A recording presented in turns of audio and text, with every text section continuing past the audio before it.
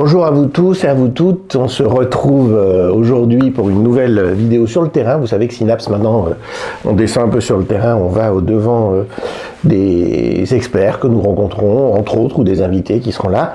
Et aujourd'hui, je suis en face d'une avocate, que je vais vous laisser vous présenter, Béatrice, d'une avocate qui a un parcours assez intéressant. Et elle va nous expliquer tout ça en détail. Et puis, j'espère que vous en ferez bon usage, comme toutes les vidéos sur le terrain que nous sommes en train de mettre en place. Bonjour. Bonjour. Merci d'être venu. C'est moi qui vous remercie. Merci bien. Alors, est-ce que vous pouvez nous expliquer? Alors, je crois que vous êtes avocate à la base, donc vous avez ce métier d'avocat depuis combien de temps? J'ai été, je ne suis plus aujourd'hui. J'ai été avocate pendant 25 ans. Donc pas 2 ans quand même. Non, pas 2 ans. Et alors, comment ça se passe? Vous travaillez, vous êtes dans quelle spécialité? Donc j'ai été avocate 25 ans et j'ai fait exclusivement du droit de la famille. Divorce, tout ce qui touche les enfants, tout ce qui touche la séparation, les successions, et vraiment j'ai été exclusivement dans cette spécialité-là. Donc en fait vous êtes quand même, c'est pas fiscaliste en fait, hein, vous non. êtes dans un domaine où toute la journée, j'imagine, vous deviez recevoir des clients, non pas des patients, mais des clients qui sont, j'imagine, en souffrance. Enfin, C'est marrant que vous parliez de patients. Non, bien évidemment, c'était des clients. Mais c'est vrai qu'on rencontre, quand on est avocat en droit de la famille, on rencontre que des clients qui sont en train de vivre, qu'ils l'aient choisi ou qu'ils le subissent, des choses compliquées de leur vie, parce que ça touche à l'amour, ça touche à la relation, ça touche à leurs enfants, ça touche à leurs parents, et ça touche à des difficultés en permanence. Donc vous avez en face de vous des personnes, peut-être pas tous en souffrance, mais enfin, pas loin. Ils viennent exposer quand même quelque chose, c'est pas une partie de plaisir. Donc il y a des règles juridiques qui sont mises en place, mais il y a aussi beaucoup d'émotions qui vont avec. Et dans un premier temps, si je comprends bien, vous êtes le réceptacle, dans un premier temps, de cela. Exactement. On est le réceptacle de ça, et je trouve, alors je le dis dans l'après-coup, je trouve qu'il y a énormément de choses qu'on reçoit, et on n'est pas tellement formé pour ça. Et c'est des choses qui sont difficiles à recevoir, difficiles à élaborer. On doit effectivement les traiter de façon juridique, mais évidemment de façon humaine.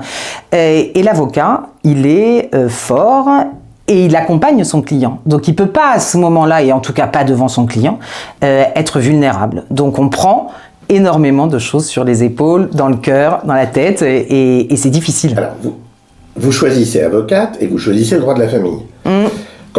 C'est un choix. Oui, c'est un choix. On ne l'impose pas. Non. C'est un choix. À partir du moment où vous choisissez de vous inscrire sur ces thématiques-là, il y a une dimension derrière. C'est-à-dire que vous voulez quand même aider. J'ai l'impression que vous voulez apporter votre aide. Elle est juridique dans un premier temps, mais vous voulez apporter une aide.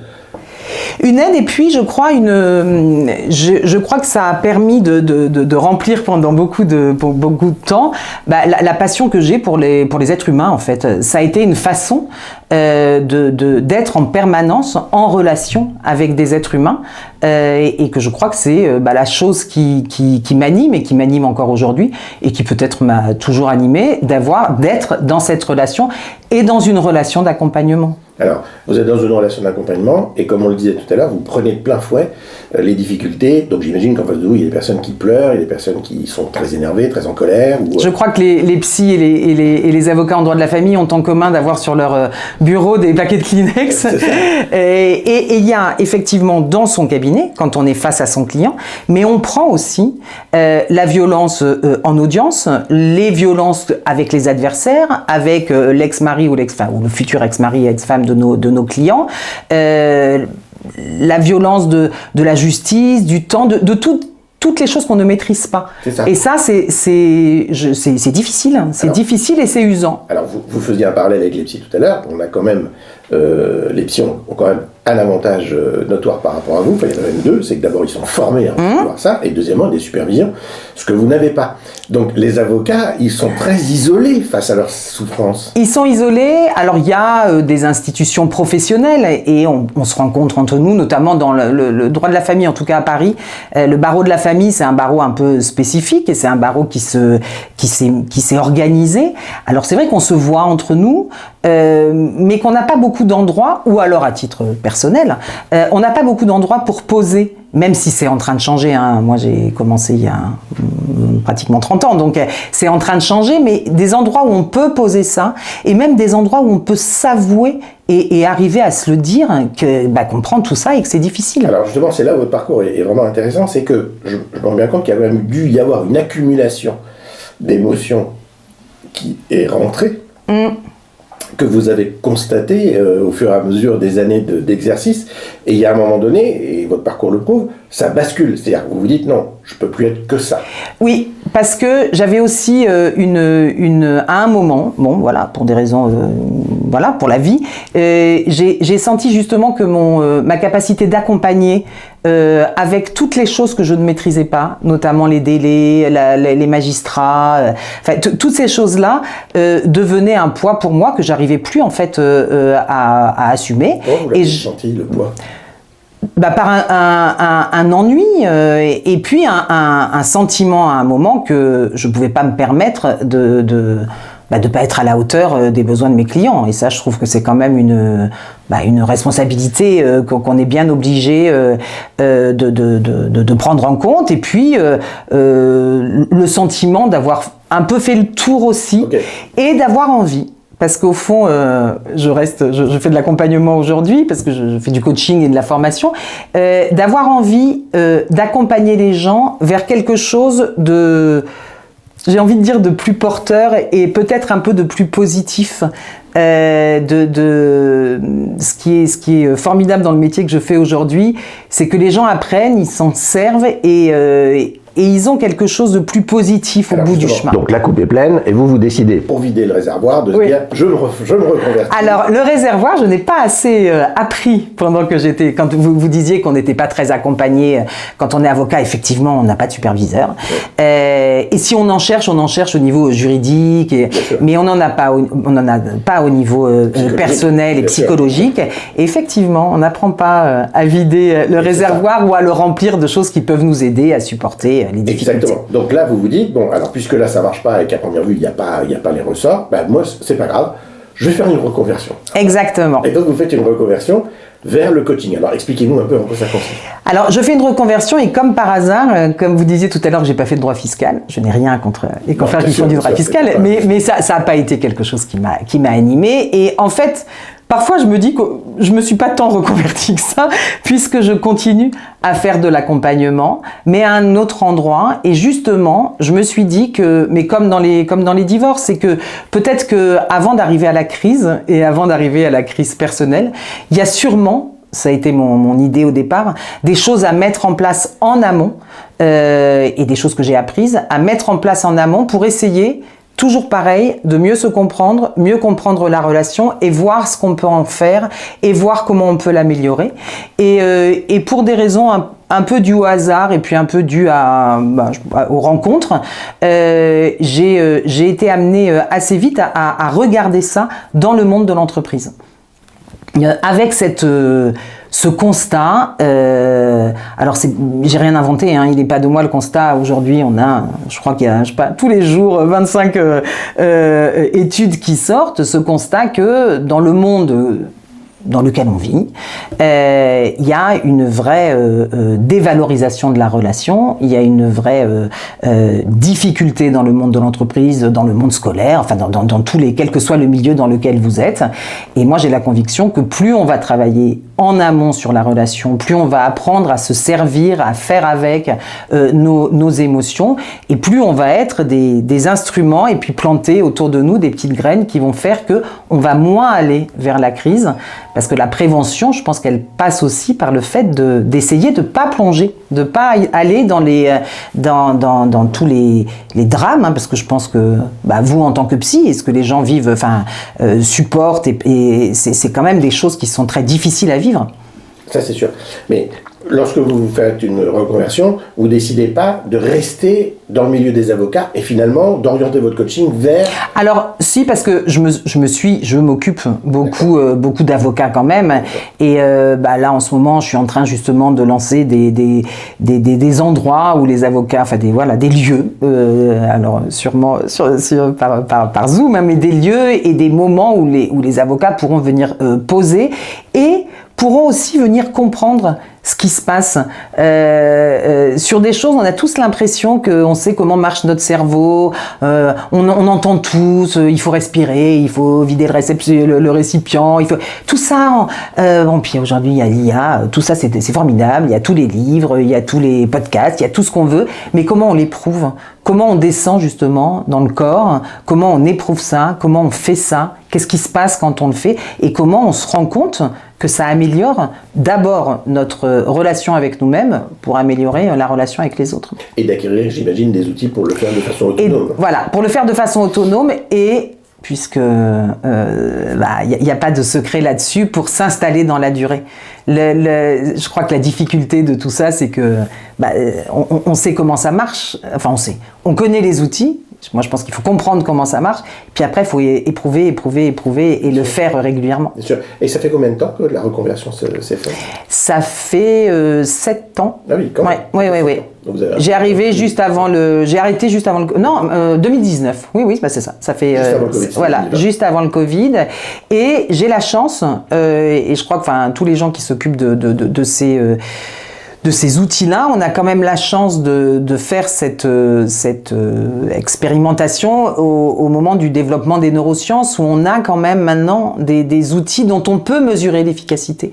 Parce que c'est bien beau de dire que tout existe et tout, mais si on mesure pas les bienfaits et l'efficacité, ça sert pas à grand chose non plus. Bien sûr. Et je trouve qu'aujourd'hui, grâce à des techniques, à des outils et tout, on peut mesurer cette efficacité. Et je trouve ça très très positif. Complètement. Et comme je suis une éternelle optimiste, j'ai vu et je sais que plus on s'en occupe tôt, plus on prend des habitudes tôt, plus ça peut être efficace, puisque de toute façon les drames et les difficultés de la vie, on les rencontrera tous. Si on a des conseils à donner, par exemple, alors pour les jeunes avocats ou ceux qui sont peut-être encore en droit et qui vont devenir avocats, c'est quoi l'idée dans un premier temps? C'est de se dire, prenez attache tout de suite avec des personnes comme vous, de façon à ce qu'il y ait un apprentissage, parce que c'est pas à la fac, ça ne s'apprend pas. Non, ça ne s'apprend pas, mais c'est mesurer qu'on ait à la fois un cerveau.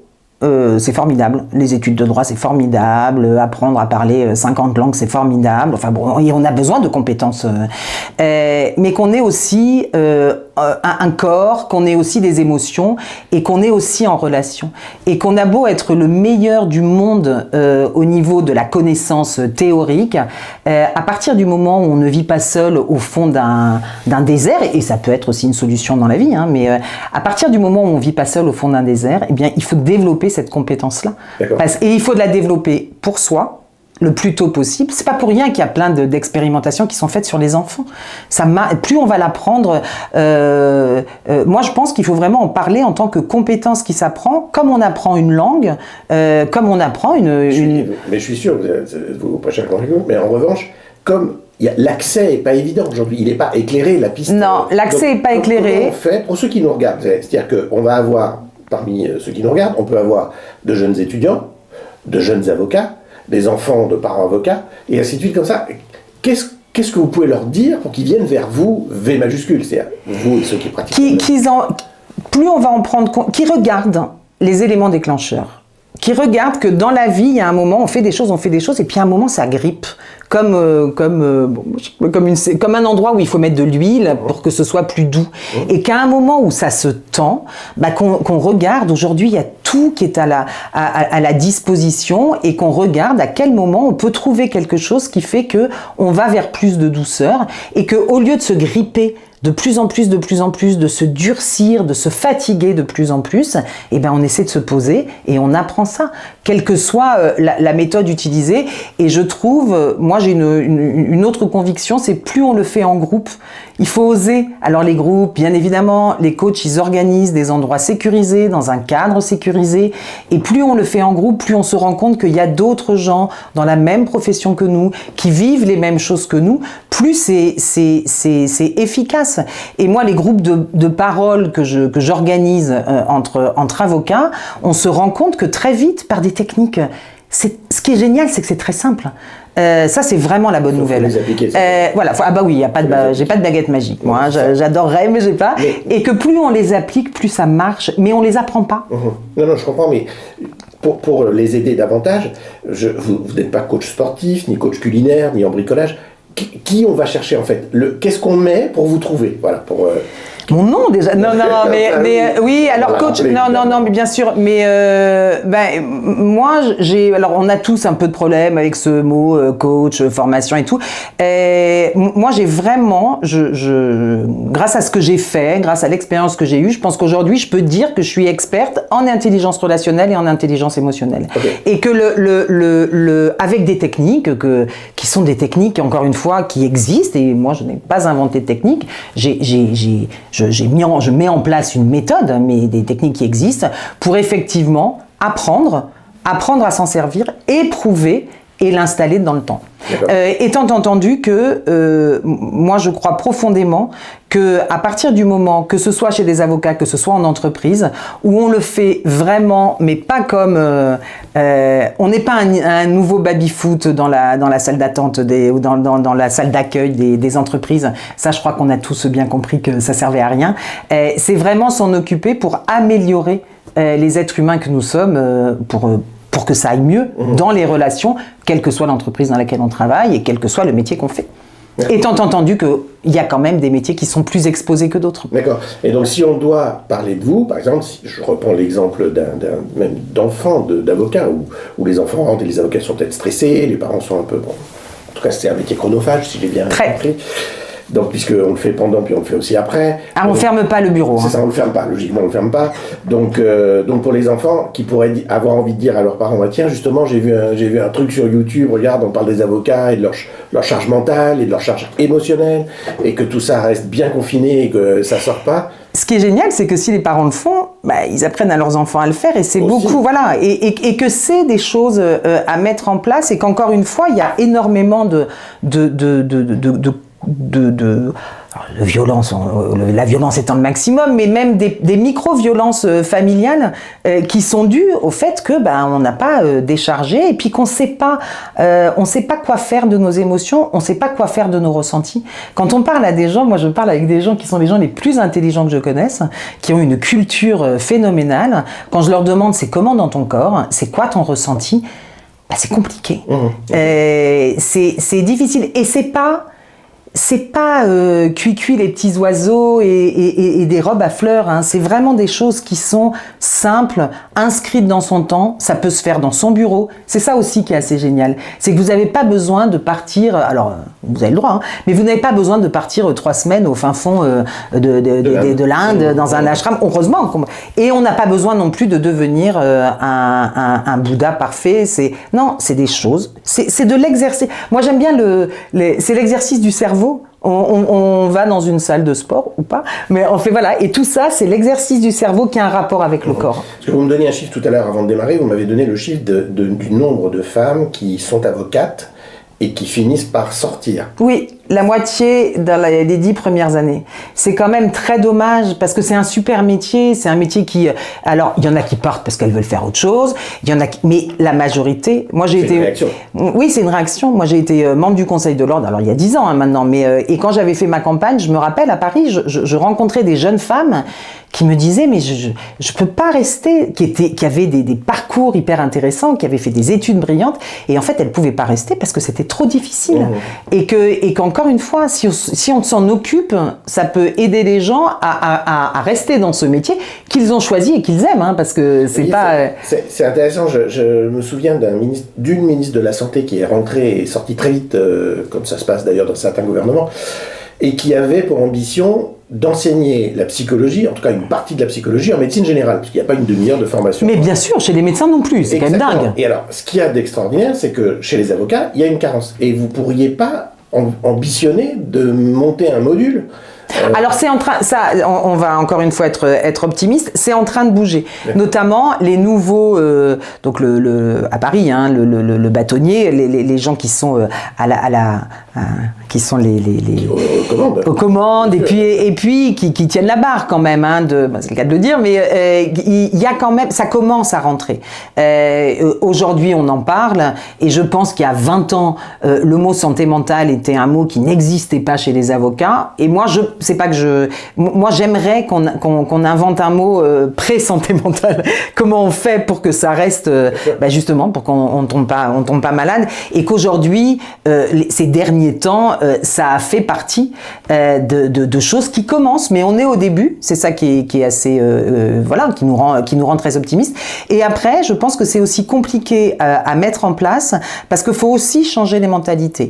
Et que l'avocat, moi je parle de cette profession parce que je la connais, c'est la personne qui parle pour. Et quand on parle pour, on peut pas on peut pas aller mal, on peut pas.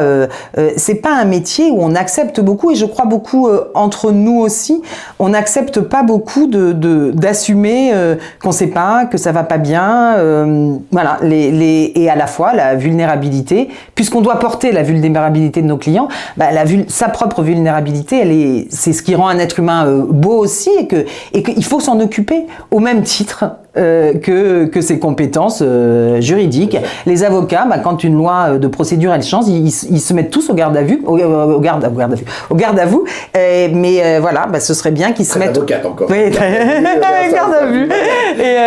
Et qu'ils se mettent aussi un peu à penser leur propre humanité. Ce que vous êtes en train de dire, c'est que finalement, dans chaque robe, il y a un être humain en réalité. Ah bah oui, et puis un être humain qui a des spécificités et qui est en face de la difficulté. Et même dans des choses où on se dit, on parlait des fiscalistes tout à l'heure, le fiscaliste il prend aussi, alors que c'est des métiers beaucoup plus, on se dit c'est hyper carré et tout, mais il prend aussi parce qu'il est un être humain et qu'il a beau avoir une société avec des enjeux incroyables en face, derrière la société, pour l'instant il y a encore des êtres humains et on espère que ça va durer le plus longtemps possible, mais il y a des êtres humains et on n'est que des êtres humains. Mais c'est ça.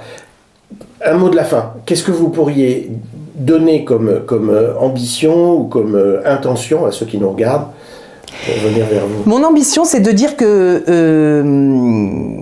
d'abord que les gens ne sont pas tout seuls et que d'avoir des difficultés humaines en dehors ou à l'occasion de son métier, c'est pas très grave, à la seule condition qu'on le reconnaisse et qu'on s'en occupe le plus vite possible et qu'on n'oublie pas d'écouter ce que les gens à côté de nous disent. Vous donniez l'exemple des parents et des enfants. Quand un enfant, un ado commence à vous dire que vous êtes pénible ou que c'est pas que parce qu'il fait une crise d'ado, nos enfants, un enfant, un ami, mais que voilà, d'avoir l'oreille ouverte sur ça et l'oreille ouverte sur soi. Et s'en occuper le plus tôt possible. Et il faut apprendre ça et le faire et le refaire. Et ce qui est génial, c'est que ça marche. Béatrice, merci beaucoup de votre intervention. Merci. On se retrouve bientôt sur Synapse TV, Le Terrain. Vous savez qu'il y a des émissions qui arrivent. Entre autres, il y a un tournage prévu dans quelques jours avec un chirurgien esthétique qui va nous parler de la santé mentale et de la chirurgie esthétique. Alors vous allez me dire comme ça, je vois pas bien, mais pourtant... il y a beaucoup de choses à dire. Et puis, il y a une psychologue qui va nous parler aussi de tout ce qui concerne la natalité, la grossesse, le baby blues, le déni, etc. qui arrive. Donc, je vous dis à très bientôt. Mettez des commentaires, surtout si vous êtes avocat ou proche des avocats. On a bien compris que c'était un vrai sujet pour Béatrice. Ça serait intéressant qu'on ait vos retours.